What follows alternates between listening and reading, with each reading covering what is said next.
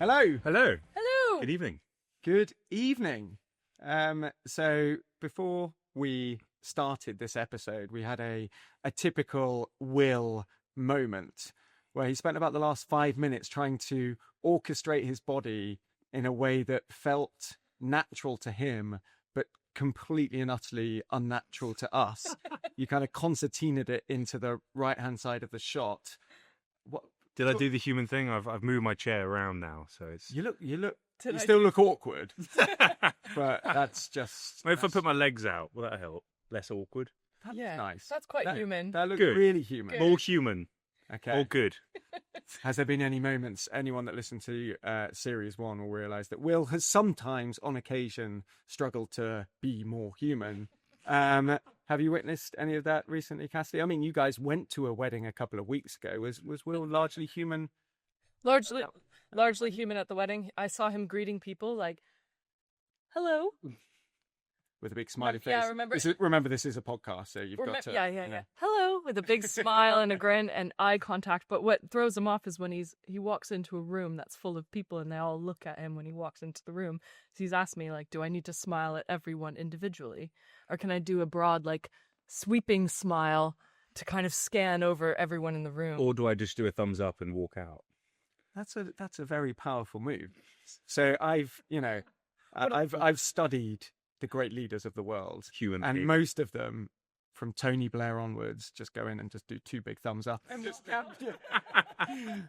So, Will, maybe... It begs the question, why did you walk into the room at all?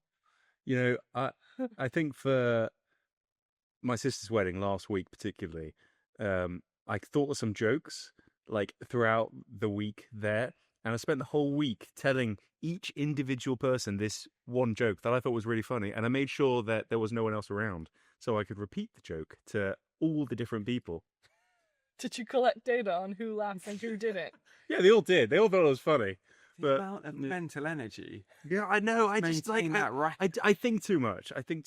That's hardly like spontaneous, like banter. You've planned the joke. No, you've got to make it feel spontaneous. There's a key to it. I mean, you've got to tell You've got the, to you've got to inject- tell the joke now because I wasn't at the wedding. So, Oh, Yeah, so that's imagine.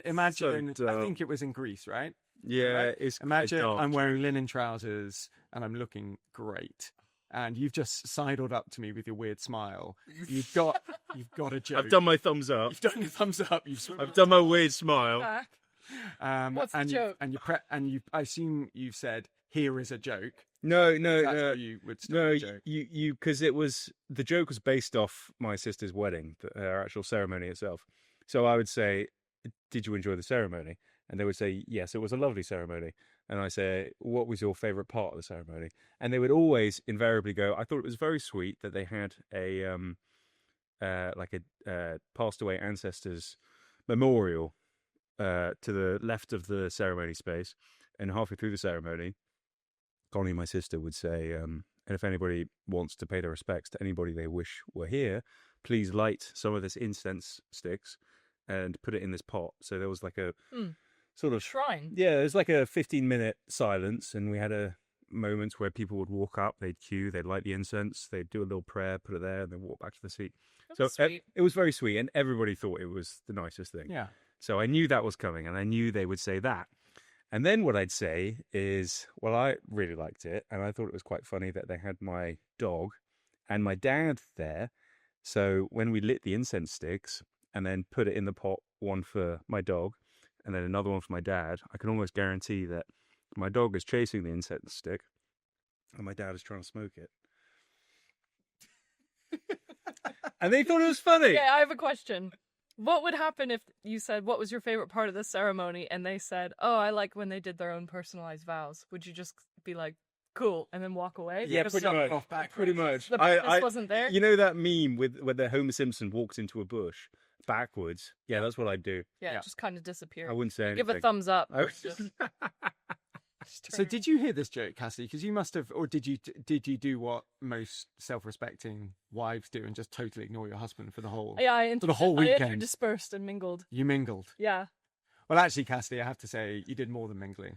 Because if anyone's watching the video, there's a big knee brace on Oh, yeah. Cassidy's right knee, Yeah. and I believe that wasn't through telling jokes? No, this wasn't a mingling casualty. This was a doing the worm on the dance floor casualty, which was well worth it. Well worth it. Cassidy Were was you- first on the dance floor. Were you witness to the worm?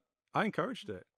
Yeah, he acted. Yeah, the neighbour. I endorse this worm. I I said, take no no. responsibility for the knee, however. No, I shouldn't. I can't do the worm. He said, no, do it. Yeah, the problem is Will's probably canvassed every single guest individually and said, okay, would you like my wife to do the worm? I've got a joke. Wait for the joke. It was a good joke though, wasn't it? It is good. It was a fine joke. I think it would have been really, really nice done once spontaneously. Yeah. Yeah. I think maybe Not to 90 different people.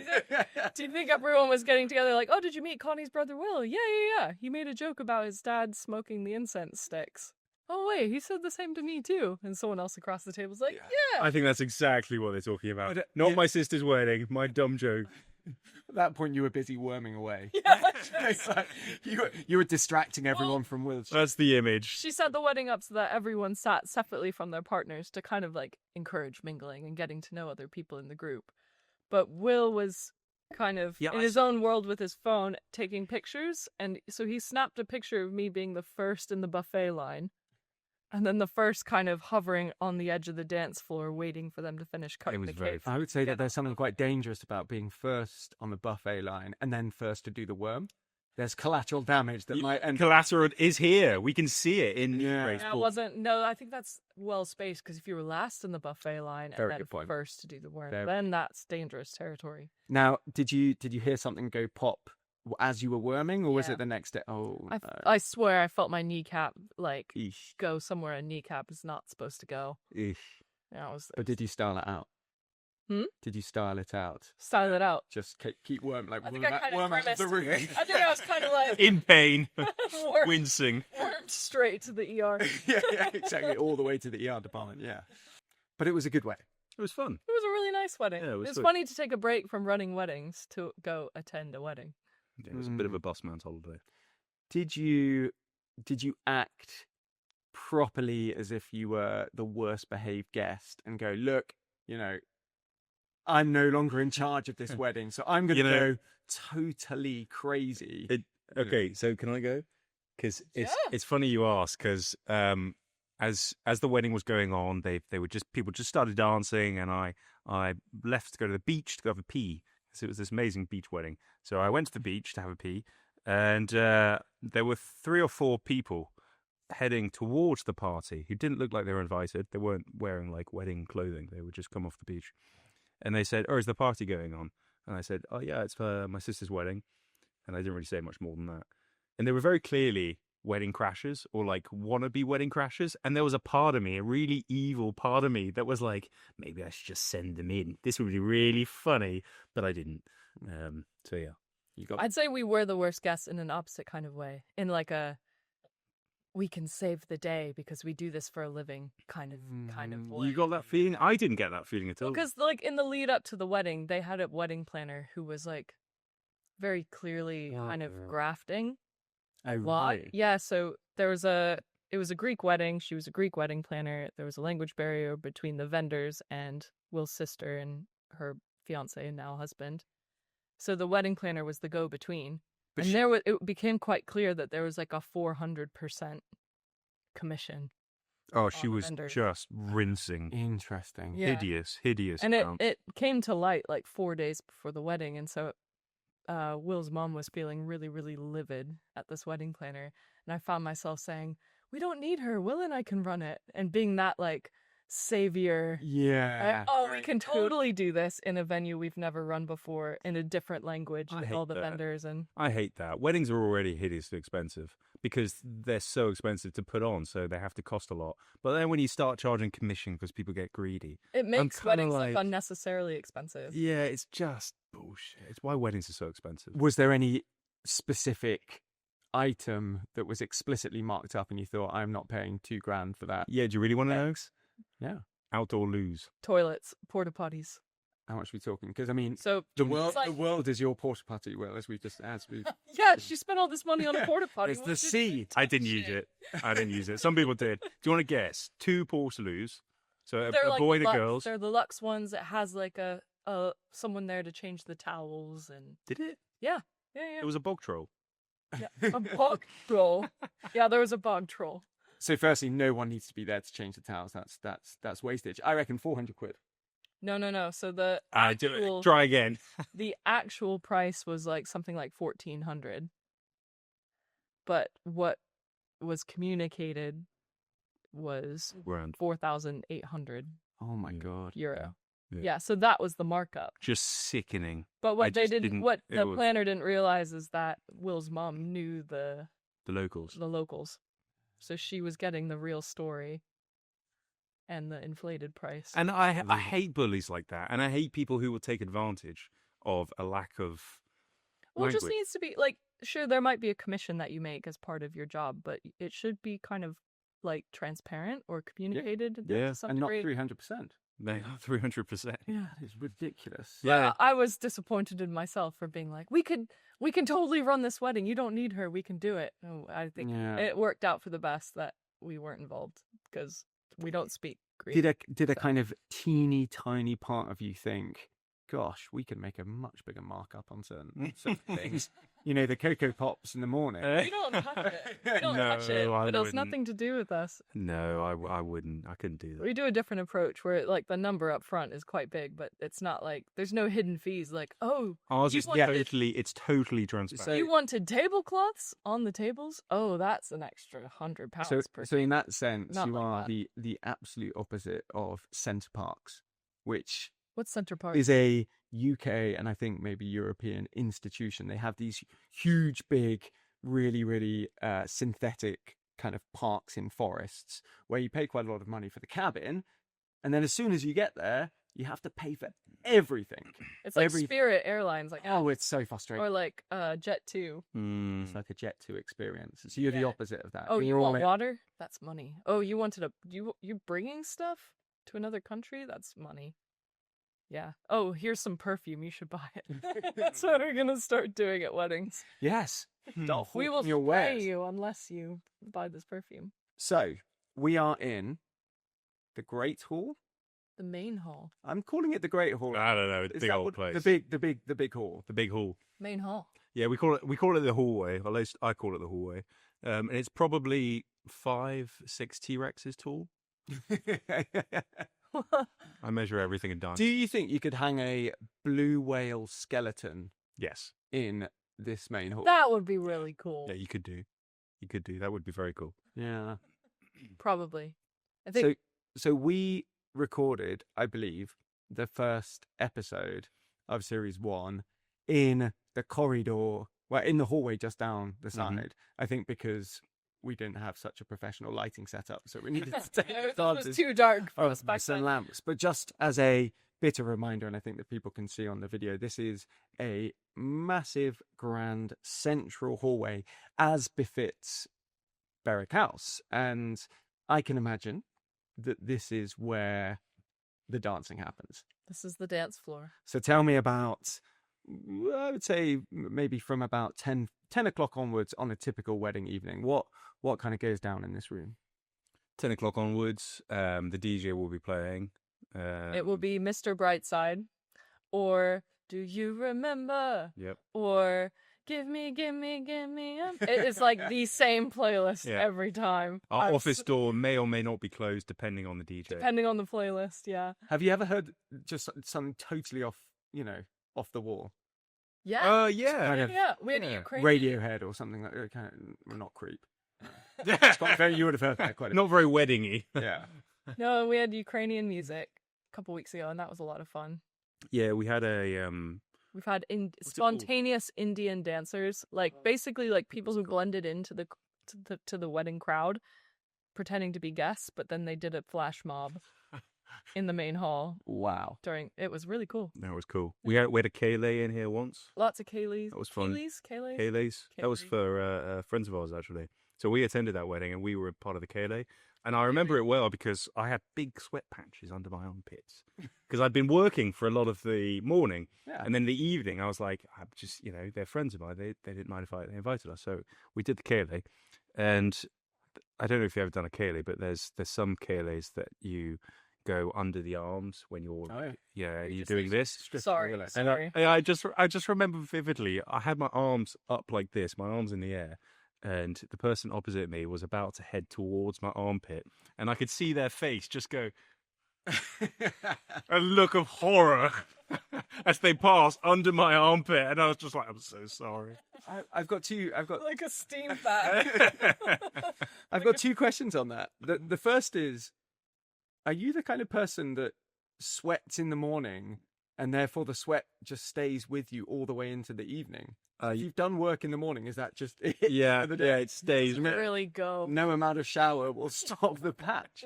That's remarkable. He's the kind of person that you can tell what side of the bed is his, even when he's not there, because it's a different. There's like a color. nuclear fallout It's shape. Yeah. It looks like, have you seen like the outline of a body, like a crime scene? But it's just where. And my second question: how do you not know how to pronounce Kaylee? How do you pronounce it? You call it Kaylee. Kaylee? Kaylee. What do you call it? Kaylee. Kaylee. Yeah. I don't know. I've only done it once. I don't know anything. It's spelled C-lid. So. We once went to, and shout out to my wife Beth, who's in the audience. The audience of 3. Actually 4. We'll give it 4. We once went to a Kaylee in Scotland, and it was a very proper posh Kaylee. place. And it was one of those Kayleys that wasn't called. Oh. Usually it's like, and then spin your partner. No, it's not one of those, but you know what I mean. Yeah. Yeah. You're just And you supposed to kind of know. know. Yeah, you're just supposed to know. And obviously we didn't know, and we had had a few drinks, so we were just kind of bouncing around. It's almost like a mosh pit. We were mosh pitting, and all of these old kind of Scottish people were, oh dear, what's going on?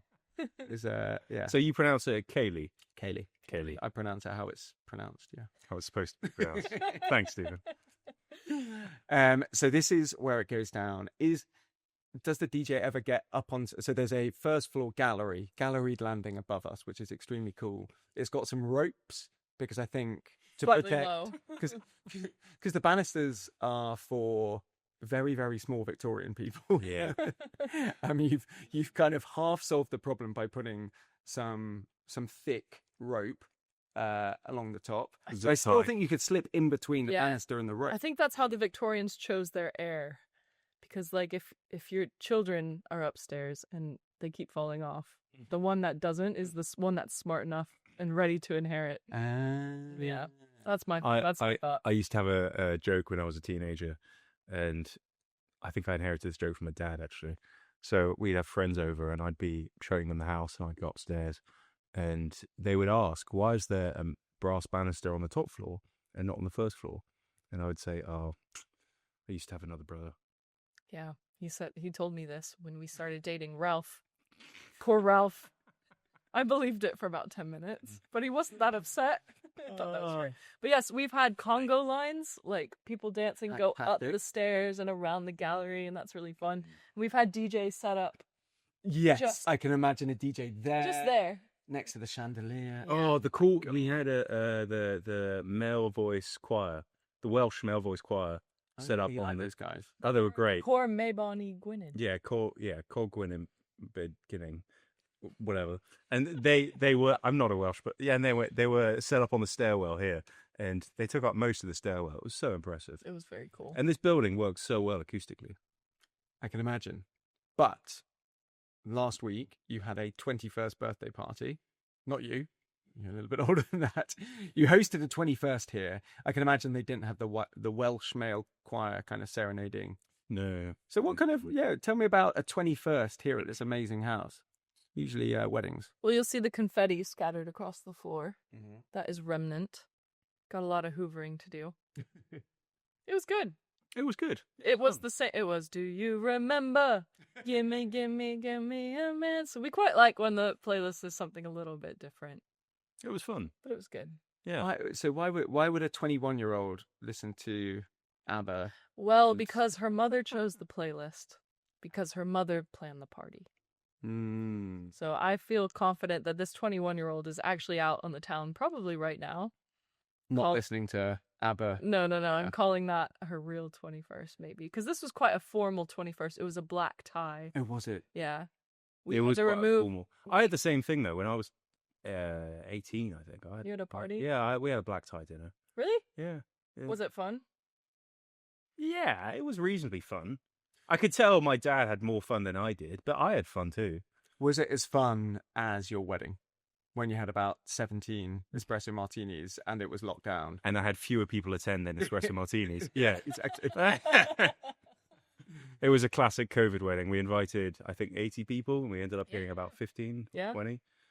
This was quite funny because it was Will's sister who brought COVID to our wedding. Not intentionally, obviously, but she is really into Mai Tai and didn't want to stop going to the gym, That's like the martial art. the Mai Tai gym. What? So then she went to Mai Tai gym, got COVID, flew over And here, Steve- brought COVID to the wedding. she And then it was her wedding in Greece. And when we first arrived, her partner came up to me and said, "Be honest, does this make you really sad?" Because their wedding was like full of people. And ours Was it Mai Tai themed? They did meet at Mai Tai Tai. down the aisle. They didn't meet at Mai Tai though. She punched him in the face. And That's a good one. he was isn't smitten. Yeah. And it did make Cassidy sad, but then I said my joke. And it goes, "Oh, but-" You're an absolute showstopper. What I notice about this room is that there is a lot of wood. And a lot of wood panels, a lot of very, very fine wooden carvings and decoration and things like that. I know where this is going. You know where this is going. There's a lot of plaster too. There's a lot of plaster. Yeah. Is this a fire hazard, Will? Depends who you ask. I've heard you've got on the wrong side of the fire, guys, again for no fault of I haven't. The house has. Mm. Look, it's a wooden house. Invariably, there is going to be a fire risk with regards to a wooden listed house. There are only so much we can do. So to get around the fact that this building will never ever be fire safe, it won't ever be fire safe. We have to have a lot of management measures and a lot of passive fire measures. That includes things like having a waking watch. So we always have 2 night porters, 2 people awake the entire time. Looking for fire all night long. Literally looking for fire. The first time we had that Deacon the Beacon. Deacon the Beacon. Yeah, Shout Deacon the out to Beacon. Deacon the Beacon. Yeah, he's here. And I remember the first, so I don't know if I should say this, but the first time we had Tom and his crew here night porting, I won't mention him, but one of the lads brought his thermal binoculars. And I said, "Oh, what are you planning on doing? Are you trying to spot the fire?" And he goes, "Yeah, I'm going to stay up all night. I'm going to spot the fire with these thermal binoculars. And if their fire breaks out, I'm going to call you immediately, and then we're going to put out the fire." And I go, "Oh, okay. Isn't that kind of a personal, Well, he said personal it's risk?" he was like, And then- "It's so powerful. I can see through bedroom doors. I can see people in their was room." like- Where this is going. Yeah, and I was like, "Dude, you just put it away. Like, God. you're gonna get in trouble." I think we'd rather wait. Yeah, I didn't see him the next time. We'd rather wait for the fire alarms to go off, not be watching. Are you sleeping well? We have to do so. To go back to the fire thing, we have to jump through an enormous amount of hoops to make this place safe. Just unfathomably large amount of things that we had to do to make it safe. Well, it's And something. we got there in the end, but as I say, it's never going to be fire safe. So we're constantly upgrading, constantly improving the building. And the question is, when is it When is it going to end? when is it going to end? So at first it Will it was. still? At first it was you need waking watch and you need 9 new fire doors and you need to upgrade the fire system to an L1, which is like hotel standard fire detection, smoke detection system. Yeah. So we did all that. It was a huge amount of investment, but check, and they said, "Okay, you're good." And then a couple months later they said, "Okay, you need to paint every single door with 3 coats of fire retardant paint." And that was a huge expense because there's like 100+ doors in here. We needed to get every door needed 3 coats, and the 3 coats had to be applied within 24 hours of each other. So we basically had to have an overnight paint crew to paint 130 doors. So, okay, did that, check. Okay, we're good now. Nope. Now you have to patch every hole under, like spaces under floorboards need to be filled with fire foam. This, that. You need to patch up the dumbwaiter needs to be empty. You need to have fire detection in the attic space and unused spaces. Okay, so we do that, check. Okay, you're all good. Now it's, okay, now you need to paint every piece of wood in this house. Not just the doors. Every bit of paneling with 3 coats of fire retardant paint, and that has to be applied within 24 hours. So we're like, where does this end? Because we'll do that, and then they'll say, okay, you need a sprinkler system. It's kind of... Don't give him ideas. But they will come up with something else. It's right? like, Yeah, at what point is this place okay? At what point are we happy? We're operating. We're perfectly, what's the word? Legal and code. up to code. Yeah. So, like, what is the issue? Can Do you know just what I mean? ignore them at this stage? You've done stages 1, 2, We've been and told 3. it's not required, but if you don't do it, we will sue you. Basically. So And there it's have like, been, there have been, you know, the fire department have a lot of really good people in it, and they're generally we all want the same thing. We want people to be safe, but we prioritize the works in getting people out. So all the measures we've taken are to prolong, like, smoke prevention, so that people can safely escape. None of it is designed to, like, protect the house. Once people are out, that's kind of the best we can do. And the other thing to remember is every They're holding time us to the every standard. time we get asked to do another thing, they say, "Oh, and you have to do this, and if you don't do this, you're going to go to prison."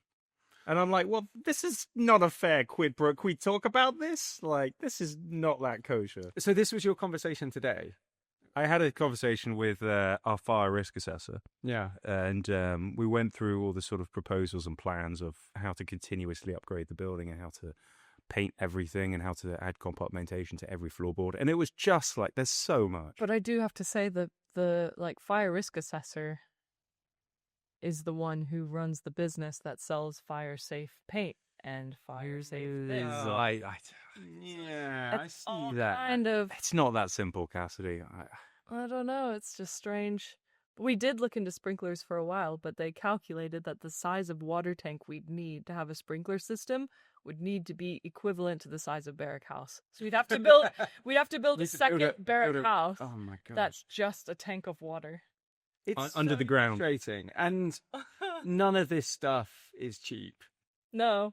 And it all eats into I guess that's why your new build profit. I guess that's why new build hotels are like so bland. But, you know, it's funny. There's a book I've been reading, and it's called 101 Reasons Not to Run a Hotel. No, it's called 101 Things to Do Before You Open a Hotel. Yeah. And I kid you not, the first sort of 20 chapters are location. Don't add infrastructure. Don't improve the infrastructure of the building. Make sure it's already Said, go by the landlord. Definitely don't run a stately home. Don't run a stately home. Definitely don't run a listed building because that's going to be a huge headache. And there's me reading this. Don't I'm work like, with your partner because that will strain your marriage. We're just reading this like, uh-oh. don't make dumb jokes to 90 people at the same time. But people do it though. People do it and make it work. They do it time and time and again. And, you know, this place can work. It does work. Somehow we strike a balance where we remain compliant and we have a little bit to pay us minimum wage that we can just about get through. But it's not But like it's hard, it's not a luxurious you know. lifestyle. People think running a place like this is all, you know, Palladian and you have these amazing places, and it's hard. It's very, very, very, very, very hard. Has that been so? These conversations that keep coming back and keep thinking, you know, keep making you think, gosh, is this going to cost more money, or I'm going to get sued, or I'm going to go to prison, or all the above. all of the above. Everything. I mean, is that amongst the kind of the lowest moments that you've had over the last few months, just in terms of in the context of this business? Oh, man. So there's a few low moments. Yeah. I don't know. How would you answer that question? I'd say, yeah, it's a compound lowness that also comes from like cash flow struggles because it's such an expensive house to run because it's not built to be efficient. And then we've got like our dream is to be the best paying hospitality business in Shropshire, if not the whole West Midlands. So we pay our staff quite well, which means our payroll is quite high.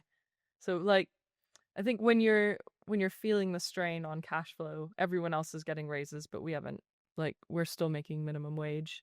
And then someone tells us, okay, you've got to spend £100,000 painting wood the same with clear coat 3 times.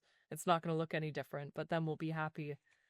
I think like- it's the and then. It's the we work so hard and get over a huge hump and we climb, and finally we're at the top and we go, hell yeah. And then there's another fucking And someone's like, but wait. and there's another fucking mountain, and there's another one even bigger. And you're like, where's the downhill? Why is it always so hard? Do you know what I mean? Yeah, I always describe business as sprinting towards the next start line, but for you guys, each start line's even more precarious and even more expensive Yeah. than Yeah. the one before. So you think you've got to the end and you can give yourself a nice little high five, and then the fireman comes or something happens and you're like, oh, The other challenge is yeah. that it's not just the two of us in this fight, it's like your siblings as well. Mm. So we're all up against these external factors all together. And when Will's siblings say, oh, I don't think it's going to work anymore, maybe we should just throw in the towel. I've literally just got to ignore them. I can't do anything else. I've got to say, look, guys. Are they slightly kind of bearish on the? They're kind of like, No, they're not bearish. They're ambivalent. They were more optimistic about 4 years ago when they didn't see how much work and money it would take. And now they've seen it. and the think they're change in less- government and like development opportunities may or may not happen on the rest of the estate. They've started to say, we've said, what do you think we should do? And they've said, I wouldn't invest any more money in that property. I would just sit back and wait and see what the next 2 years have to deliver. Good for them. Yeah, very easy for them to say. They're 9 to 5. Like life, I don't want to just sit back and let life happen to me. You've got to kind of like build the future you want. That's There my is a- opinion. Yeah, there's a classic startup adage that life is extremely easy and very, very exciting until you have to start selling stuff. So everyone can get so excited about the vision. You present a brilliant slide deck. You might even raise some money. And everyone's like, yeah, great. And then 3 or 4 years down the line, every single business is extremely difficult. You know, people start going, yeah, I'm not sure about that. The market's you're not quite right. Yeah, of course, the market's never going to be right. You know, it's never going to be perfect. So you could just lay down and give up, or you Yeah. can just fight. And I think the biggest thing that I appreciate about running a business is the challenge itself. Yes, it's hard and there will always be another hill, but that's kind of also the fun of it. It will never be straightforward. And maybe that's just like the broken mindness of business owners. If it was really easy, I don't think we'd have much to feel proud about. If Mm. it just kind of all fell into our laps and we didn't actually have to do much.